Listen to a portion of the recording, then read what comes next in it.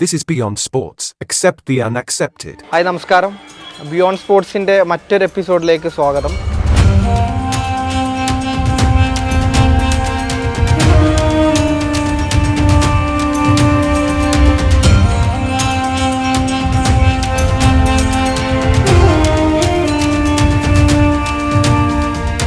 നമ്മുടെ സഞ്ജു സാംസണിലാണ് നമ്മളെല്ലാവരുടെയും കണ്ടുവരുന്നത്. ഒരു ആദ്യ ലെവലിലേക്ക് വരാൻ സാധ്യത നമ്മൾ കാണുന്നുണ്ടോ? എന്താണ് ഇന്ത്യക്ക് അത്തരത്തിലുള്ള താരങ്ങളില്ല എന്നുള്ളതല്ല, ഒരു ടീം എന്നുള്ള നിലയിൽ അത്തരത്തിലുള്ള ഒരുമിച്ച് നിന്നുകൊണ്ട് ആ നിർണായക സമയങ്ങളിൽ നമുക്ക് ആ വെല്ലുവിളികൾക്ക് നന്നായിട്ട് റെസ്പോണ്ട് ചെയ്യാൻ സാധിച്ചാൽ ഇക്കുറിയെങ്കിലും നമുക്ക് അത് നേടാൻ സാധിച്ചു. എനിക്ക് തോന്നുന്നു മലയാളികൾ എന്ന നിലയിൽ നമുക്ക് ഏറ്റവും ആശ്വാസമുള്ള കാര്യം സഞ്ജു സാംസൺ ഇക്കുറിയെങ്കിലും ലോകകപ്പിലേക്ക് അവസരം ലഭിച്ചു എന്നുള്ളതാണ് ഏറ്റവും ആശ്വാസകരമായ കാര്യം. ഇത്തരത്തിലുള്ള നിർണായകമായ മത്സരങ്ങളിൽ ഒറ്റയ്ക്ക് ടീമിനെ ജയിപ്പിക്കാൻ സാധിക്കുമെന്ന് ടീം ഇന്ത്യയും വിശ്വസിച്ചിരുന്ന ഒരു താരത്തിന് മിസ് ഔട്ട് ആവേണ്ടി വന്നു. നിർണായകമായ സമയത്ത് കൈ ഉയർത്തി ഞാൻ ഇത് നേടിയെടുക്കാമെന്നുള്ള ഒരു തരത്തിലുള്ള ഒരു നായകനെ അല്ലെങ്കിൽ ആ തരത്തിലുള്ള ലീഡറെ നമുക്ക് ആവശ്യം. നമ്മൾ പ്രതീക്ഷിക്കുന്ന സാഹചര്യങ്ങളിൽ പെർഫോം ചെയ്യാൻ സാധിക്കുന്ന താരങ്ങളെയൊക്കെ ഉൾപ്പെടുത്താനായിട്ട് നമുക്ക് സാധിച്ചിട്ടുണ്ട്.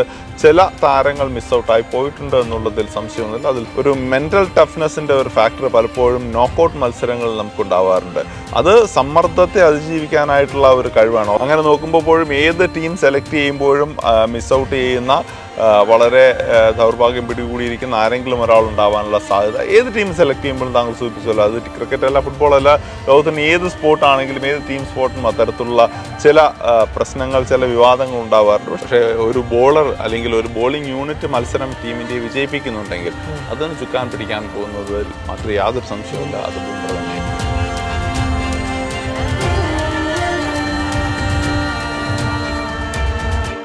ഇന്ന് നമ്മൾ നോക്കാൻ പോകുന്നത് T20 വേൾഡ് കപ്പ് വരികയാണ്. അപ്പോൾ അതിൽ ഇന്ത്യയുടെ ഒരു സാധ്യതകളും പ്രതീക്ഷകളാണ് നമ്മൾ നോക്കാൻ പോകുന്നത്. നമ്മുടെ കൂടെ ഫോർമർ കേരള ക്യാപ്റ്റൻ സോണി ചെറുവത്തൂർ കൂടെ ഉണ്ട്.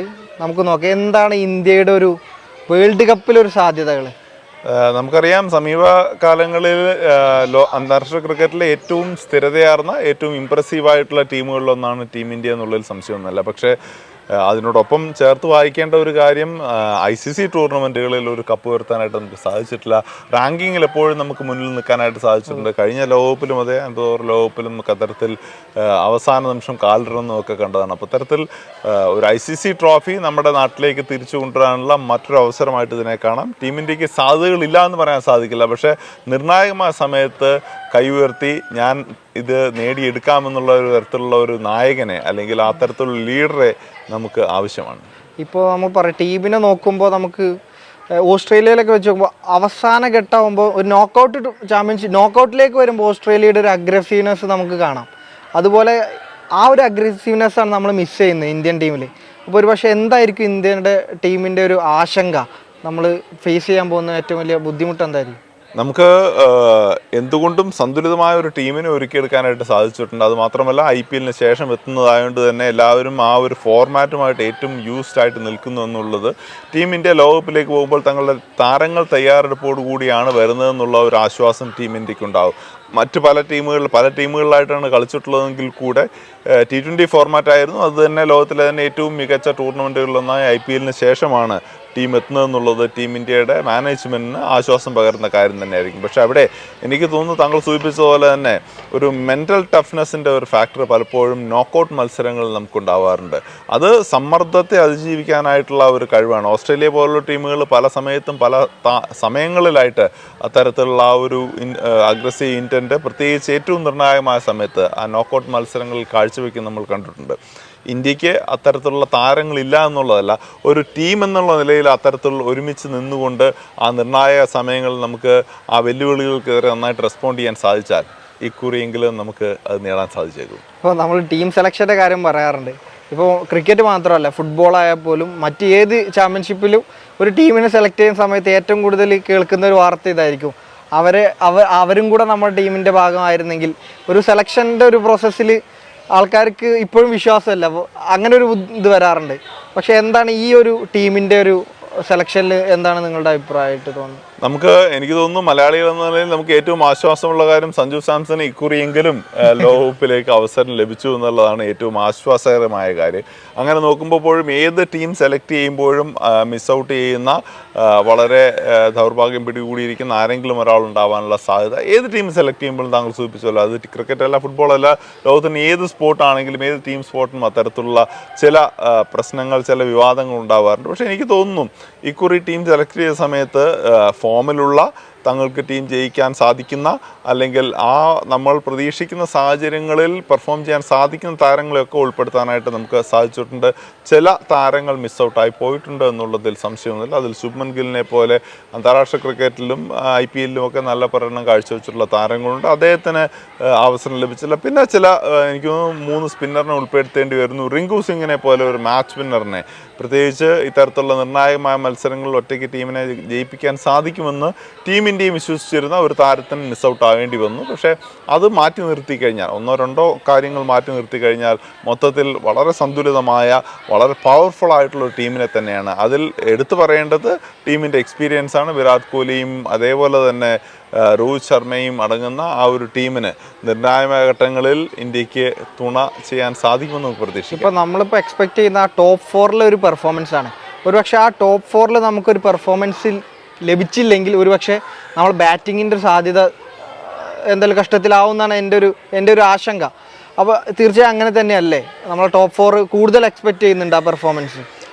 യാതൊരു സംശയമില്ല. ടോപ്പ് 4-ലുള്ള പ്രകടനങ്ങളായിരിക്കാം ഒരുപക്ഷെ ആ ഒരു ബേസ് സെറ്റ് ചെയ്യാൻ പോകുന്നത് ഏത് മത്സരത്തിൻ്റെയും. അതുകൊണ്ട് തന്നെ തുടക്കം നന്നായി കഴിഞ്ഞാൽ പിന്നീട് വരുന്ന നാച്ചുറൽ സ്റ്റോക്ക് മേക്കേഴ്സിന് അല്പം കൂടി സ്വാതന്ത്ര്യത്തോടുകൂടി കളിക്കാനുള്ള സാധ്യത ഈ പറയുന്നത് പോലെ ടോപ്പ് 4 ക്ലിക്ക് ചെയ്താലുള്ള സാഹചര്യത്തിലുണ്ട് എന്നുള്ളത് നമുക്ക് മറക്കാൻ സാധിക്കില്ല. പക്ഷെ അവിടെയും എനിക്ക് തോന്നുന്നു ഇത്തരത്തിലുള്ള സാഹചര്യങ്ങൾ അനവധി തവണ നേരിട്ടുള്ള ഒരു പക്ഷേ അവിടെ പരിചയ സമ്പത്തുള്ള ഹാർദിക് പാണ്ഡ്യയെ പോലെ, ഋഷഭ് പന്തിനെ പോലെ, സഞ്ജു സാംസനെ പോലെ, രവീന്ദ്ര ജഡേജയെ പോലുള്ള താരങ്ങൾക്ക് ടീമിനെ തിരിച്ചു കൊണ്ടുവരാൻ സാധിക്കും. അത്തരത്തിലുള്ള ഒരു മനക്കെട്ടിയും മനഃശക്തിയും അവർ കാണിക്കേണ്ടതുണ്ട്, പ്രത്യേകിച്ച് ഈ ലോകകപ്പിൽ. ഇപ്പോൾ ഒരു ഫിനിഷിങ് റോള് നമ്മളൊരാളെ മിസ് ചെയ്യുന്നുണ്ടോ? എന്താണ് നിങ്ങളൊരു അഭിപ്രായം? കാരണം നമ്മളിപ്പോൾ ഒരു അവസാന 2 ഓവറിൽ ഒരു 12 ബോളിൽ നമുക്കൊരു 20 റൺസ് ജയിക്കാൻ വേണം. പക്ഷെ നമ്മളൊരു 6 വിക്കറ്റ് നമ്മൾ നഷ്ടപ്പെട്ടു, അല്ലെങ്കിൽ 7 വിക്കറ്റ് നഷ്ടപ്പെട്ടു. അപ്പോൾ നമുക്കൊരു ഫിനിഷറുടെ ഒരു സാധ്യത എപ്പോഴും മിസ് ചെയ്യുന്നില്ല.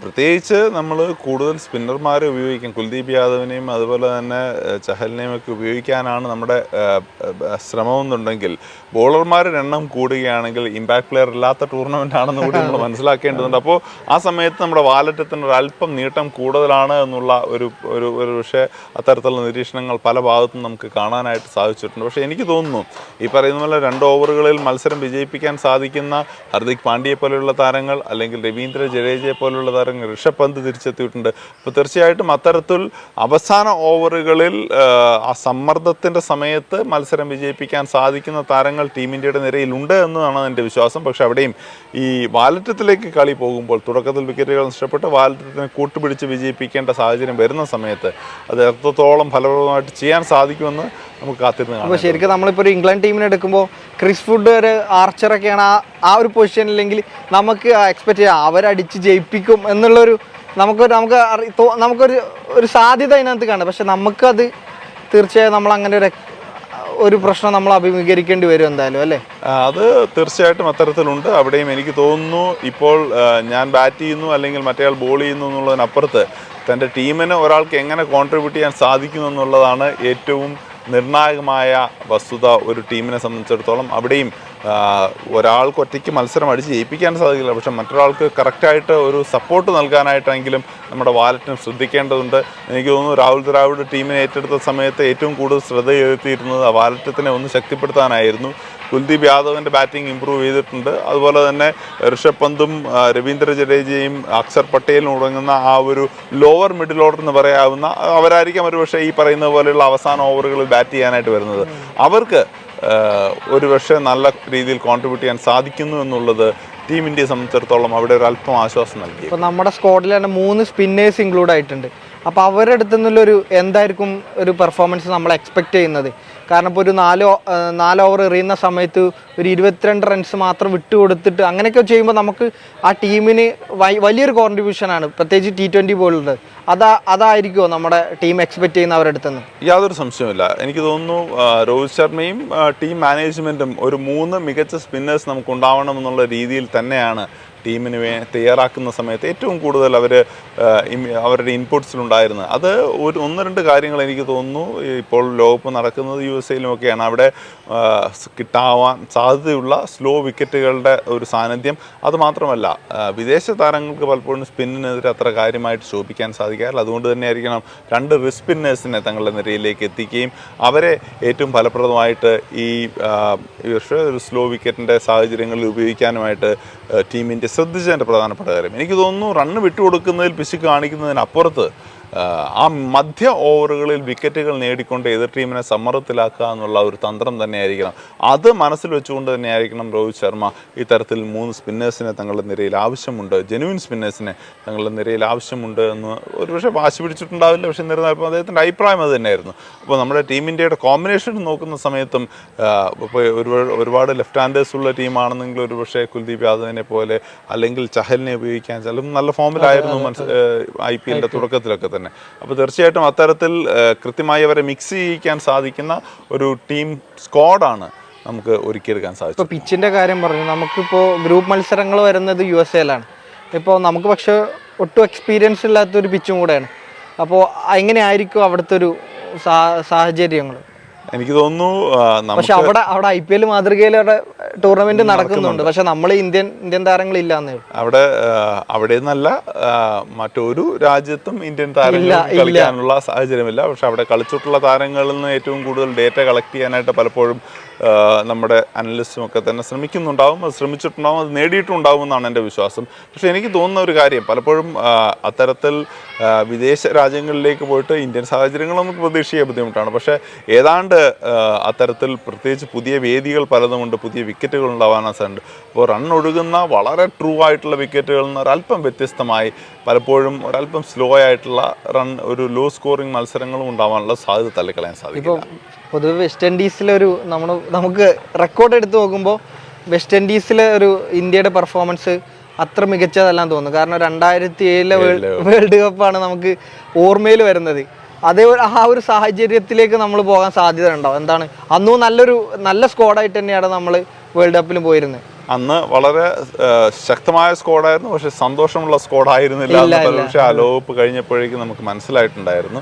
പക്ഷെ അതുകൊണ്ട് തന്നെ ലോകകപ്പിൽ ഒരു സാഹചര്യത്തിലേക്ക് വരുന്ന സമയത്ത് അന്താരാഷ്ട്ര ക്രിക്കറ്റിൽ ഏത് സാഹചര്യങ്ങളിലും പൊരുതാനും അല്ലെങ്കിൽ അതിനനുസരിച്ച് കൃത്യമായി റെസ്പോണ്ട് ചെയ്യാൻ സാധിക്കുന്ന ടീമുകളാണല്ലോ അന്താരാഷ്ട്ര ക്രിക്കറ്റിൽ നമുക്ക് ഉണ്ടാവേണ്ടത്. അത്തരത്തിൽ ശക്തമായ ഒരു ടീമിനെ തന്നെയാണ് നമുക്ക് ഒരുക്കിയിട്ടുള്ളത്. പക്ഷേ എനിക്ക് തോന്നുന്നു താങ്കൾ സൂചിപ്പിച്ച പോലെ തന്നെ ആ സ്ലോ വിക്കറ്റുകളിൽ സ്ട്രോക്ക് മേക്കിംഗ് അത്രത്തോളം എളുപ്പമാവാനുള്ള സാധ്യതയില്ല. അത് നമ്മുടെ ഒരു നാച്ചുറൽ സ്ട്രോക്ക് മേക്കേഴ്സിന് എന്തെങ്കിലും തരത്തിൽ അഫക്റ്റ് ചെയ്യുമോ അല്ലെങ്കിൽ അതുമായിട്ട് താതാത്മ്യപ്പെട്ട് വരാനായിട്ട് ടീമിൻ്റെ തയ്യാറെടുക്കേണ്ടതുണ്ട് എന്നുള്ളത് വസ്തുത തന്നെയാണ്. അതെ, ഇപ്പോൾ നമുക്കിപ്പോൾ കിട്ടുന്നത് ചിലപ്പോൾ 1-2 പ്രാക്ടീസ് മാച്ചുകൾ മാത്രമായിരിക്കും. അപ്പോൾ അതിനകത്ത് നിന്ന് നമ്മളത് പിക്ക് ചെയ്തെടുക്കുക എന്ന് പറഞ്ഞാൽ കുറച്ചും കൂടി റിസ്കി നമുക്ക് കാണാൻ പറ്റില്ല. അങ്ങനെ റിസ്കി അല്ലേ അത്? യാതൊരു സംശയമില്ല. 1-2 മത്സരങ്ങൾ കിട്ടി എന്നുള്ളതുകൊണ്ട് മാത്രം പിന്നീട് വരുന്ന പല ഗ്രൗണ്ടുകളിലും പല സാഹചര്യങ്ങളിലും കളിക്കുക എന്നുള്ളത് എളുപ്പമല്ല. പ്രത്യേകിച്ച് ഈ ഡ്യൂവിൻ്റെ സാന്നിധ്യമൊക്കെ തന്നെ നമുക്ക് IPL അറിയാം എത്രത്തോളം ഒരു T20 മത്സരത്തിനെ സ്വാധീനിക്കുന്നുണ്ട് എന്നുള്ളത് നമുക്ക് മനസ്സിലാക്കാൻ സാധിക്കാവുന്നതേ ഉള്ളൂ. അപ്പോൾ അതുകൊണ്ട് തന്നെ ഏത് സാഹചര്യങ്ങളിലും ഇന്ത്യയിൽ തന്നെ ഇപ്പോൾ ചെപ്പോക്കൽ കളിക്കുന്നത് പോലെയല്ല അഹമ്മദാബാദ് കളിക്കുന്ന പോലെ മുള്ളൻപൂരിലെ പഞ്ചാബിലെ മുള്ളൻപൂരിൽ കളിക്കുന്നത്. അപ്പോൾ തീർച്ചയായിട്ടും ഈ എല്ലാ സാഹചര്യങ്ങളിലും പെർഫോം ചെയ്യാൻ സാധിക്കുന്ന അല്ലെങ്കിൽ സാഹചര്യങ്ങളെ മനസ്സിലാക്കാൻ സാധിച്ചിട്ടുള്ള ടീം ഇന്ത്യയുടെ താരങ്ങൾക്ക് ഈ സാഹചര്യങ്ങളുമായിട്ട് പൊരുത്തപ്പെട്ടുകൂടാൻ സാധിക്കുമെന്ന് നമുക്ക് പ്രതീക്ഷിക്കാം. നമ്മുടെ സഞ്ജു സാംസണിലാണ് നമ്മളെല്ലാവരുടെയും കണ്ടുവരുന്നത്. ഒരു ആദ്യ ലെവലിലേക്ക് വരാൻ സാധ്യത നമ്മൾ കാണുന്നുണ്ടോ? എന്താണ് എനിക്ക് തോന്നുന്നു അദ്ദേഹത്തിൻ്റെ ഏറ്റവും മികച്ച അദ്ദേഹത്തിൻ്റെ ഈ സീസണിലെ അദ്ദേഹത്തിൻ്റെ ജീവിതത്തിലെ കരിയറിലെ തന്നെ ഏറ്റവും മികച്ച IPL സീസണിന് ശേഷമാണ് അദ്ദേഹം പോകുന്നത്. അദ്ദേഹം ഒരു ക്യാപ്റ്റൻ എന്ന നിലയിൽ ഒരു പ്ലെയർ എന്ന നിലയിൽ ഗംഭീരമായ പ്രകടനങ്ങളാണ് കാഴ്ചവെച്ചത്. ആ ഒരു ക്യാപ്റ്റൻ്റെ സമ്മർദ്ദം ഇല്ലാതെ ടീം ഇന്ത്യ പോലെയുള്ള സാഹചര്യത്തിൽ ആ നമ്പർ 4 അല്ലെങ്കിൽ നമ്പർ 3, നമ്പർ 4 അദ്ദേഹത്തിന് കളിക്കാനൊരു അവസരം ലഭിക്കുകയാണെങ്കിൽ തീർച്ചയായിട്ടും അദ്ദേഹത്തിൻ്റെ കരുത്ത്, അദ്ദേഹത്തിൻ്റെ പ്രതിഭ തെളിയിക്കാനുള്ള ഒരു ഏറ്റവും മികച്ച പ്ലാറ്റ്ഫോമായിട്ടാണ് എനിക്ക് തോന്നുന്നത്. അദ്ദേഹത്തെ ഒരു വിക്കറ്റ് കീപ്പറായിട്ട് കൺസിഡർ ചെയ്താൽ നമ്മൾ അത്ഭുതപ്പെടേണ്ടതില്ല. കാരണം ഒരു പക്ഷേ ആ ടോപ്പ് ഓർഡറിൽ അല്പം ശക്തിയാണ്, പ്രത്യേകിച്ച് ആ മിഡിൽ ഓവേഴ്സ് തുടങ്ങുന്നത്, അതായത് പവർ പ്ലേ ഓവേഴ്സിന് ശേഷം മിഡിൽ ഓവേഴ്സിൻ്റെ തുടക്കത്തിൽ സഞ്ജു സാംസനെ പോലെ ഒരു നാച്ചുറൽ സ്ട്രോക്ക് മേക്കർ, ഇത്രയും പവർഫുൾ ആയിട്ടുള്ള ഒരു 6 hitter കളിക്കുകയാണെന്നുണ്ടെങ്കിൽ ടീമിന് എന്തൊക്കെ തന്നെയാണെങ്കിലും ഒരു അല്പം അഡ്വാൻറ്റേജ് ഉണ്ടാകുമെന്നുള്ളതിൽ യാതൊരു സംശയവുമില്ല. ടീം മാനേജ്മെൻറ്റ്, പ്രത്യേകിച്ച് രാഹുൽ ദ്രാവിഡും രോഹിത് ശർമ്മയും ഒക്കെ അത് കൺസിഡർ ചെയ്യാതിരുന്നെങ്കിൽ മാത്രമാണ് നമുക്ക് അത്ഭുതപ്പെടേണ്ടി വരിക. ഇപ്പോൾ നമ്മളൊരു 11 നമ്മളൊരു പ്രൊഡിക്ഷൻ നടത്തുവാണെങ്കിൽ എങ്ങനെയായിരിക്കും സാധ്യത? എനിക്ക് തോന്നുന്നു ടീമിനെ സംബന്ധിച്ചിടത്തോളം 2 സ്പിന്നേഴ്സ് അത് തീർച്ചയായിട്ടും ഉണ്ടാകും. ഹർദിക് പാണ്ഡ്യയ്ക്ക് ആദ്യ 11 സ്ഥാനം ഉണ്ടാകുമെന്ന് തന്നെയാണ് എനിക്ക് തോന്നുന്നത്. ആദ്യ മത്സരങ്ങളിൽ ഏത് വിക്കറ്റ് കീപ്പറെയാണ് ഉപയോഗിക്കുക എന്നുള്ളത് മാത്രമാണ് ടീം ഇന്ത്യക്ക് മുമ്പിലുള്ള ഒരു വെല്ലുവിളിയായിട്ട്, അല്ലെങ്കിൽ ഒരു ഡിസിഷൻ മേക്കിംഗ് പോയിന്റ് എന്നുണ്ടാവുക. അവസാന ഓവറുകളിൽ അടിച്ചു ചേർക്കാൻ സാധിക്കുന്ന ഒരു മാച്ച് വിന്നറെ അല്ലെങ്കിൽ അവസാന ഓവറിൽ ഫിനിഷറെയാണ് ടീം ഇന്ത്യ നോക്കുന്നതെന്നുണ്ടെങ്കിൽ തീർച്ചയായിട്ടും ഋഷഭ് പന്തിലേക്ക് ആ ഒരു സാഹചര്യം മാറുകയും, അതല്ല ടോപ്പ് ഓർഡറിനെ ഒന്നും കൂടി ശക്തിപ്പെടുത്താനാണ് ടീം ഇന്ത്യ ശ്രമിക്കുന്നത്, അങ്ങനെ പ്രതീക്ഷിക്കുകയും ചെയ്യുന്നതുണ്ടെങ്കിൽ എനിക്ക് തോന്നുന്നു സഞ്ജു സാംസണ് അവസരം ലഭിച്ചേക്കും. മറുഭാഗത്തുള്ള സ്പിന്നേഴ്സിൻ്റെ രീതി അനുസരിച്ച് ലെഗ് സ്പിന്നറോ ലെഫ്റ്റ് ഹാൻഡ് സ്പിന്നറോ കൂടുതലുണ്ടെങ്കിൽ ശിവം ഡൂബെ പോലുള്ള ഒരു താരത്തിന് ആ മധ്യനിരയിൽ അവസരം കൊടുത്താൽ നമ്മൾ അത്ഭുതപ്പെടേണ്ടതില്ല. അപ്പോൾ നമ്മൾ ബോളിങ്ങിലേക്ക് തന്നെ വരുമ്പോൾ ഫാസ്റ്റ് ബോളറായി ബുംറയും സിറാജിനെ പരിഗണിക്കാനാണോ കൂടുതൽ സാധ്യത കാണുന്നത്? അല്ല, അത് ടീം ഇന്ത്യയുടെ ഏറ്റവും എക്സ്പീരിയൻസ്ഡ് ആയിട്ടുള്ള 2 താരങ്ങളുടെ പേരുകളാണ് നമ്മളിപ്പോൾ സൂചിപ്പിച്ചത്. അത് ബുംറയും സിറാജും തന്നെ ആയിരിക്കാം ടോപ്പ് ഓർഡറിൽ, അല്ലെങ്കിൽ ആദ്യ 2 പേരുകളിലൊന്ന്. ഹർഷ്ദീപ് സിംഗിനെ പോലെ ഒരു ഇടങ്കൈൻ സ്പിന്നർ, ഒരു ഫാസ്റ്റ് ബോളറും കൂടി ആകുമ്പോൾ ഒരു ആംഗിളിൽ ഒരു വ്യത്യാസം ഉണ്ടാകുന്നു എന്നുള്ളത് ഫാസ്റ്റ് ബോളിങ്ങിൽ ഒരു വൈവിധ്യം ഉണ്ടാക്കുന്നു എന്നുള്ളത് നമുക്ക് പറയാം. പക്ഷേ ഒരു ബോളർ അല്ലെങ്കിൽ ഒരു ബോളിംഗ് യൂണിറ്റ് മത്സരം ടീം ഇന്ത്യയെ വിജയിപ്പിക്കുന്നുണ്ടെങ്കിൽ അതിന് ചുക്കാൻ പിടിക്കാൻ പോകുന്നതിൽ മറ്റൊരു യാതൊരു സംശയവുമില്ല, അത് ബുംറ തന്നെ ആയിരിക്കും. അതെ, നമുക്ക് ഇനിയിപ്പോൾ T20 വേൾഡ് കപ്പിന് ദിവസങ്ങൾ മാത്രമേ ബാക്കിയുള്ളൂ. നമ്മൾ എക്സ്പെക്റ്റ് ചെയ്യുന്നത് സഞ്ജു സാംസൺ ആദ്യ 11 വരും, മത്സരം വിജയിപ്പിക്കും എന്നുള്ളതാണ്. ആ ഒരു സന്തോഷം കാണാൻ വേണ്ടിയിട്ടാണ് നമ്മളെല്ലാവരും വെയിറ്റ് ചെയ്യുന്നത്. എന്തായാലും നമുക്ക് കാത്തിരിക്കാം ഈ T20 വേൾഡ് കപ്പിനായി.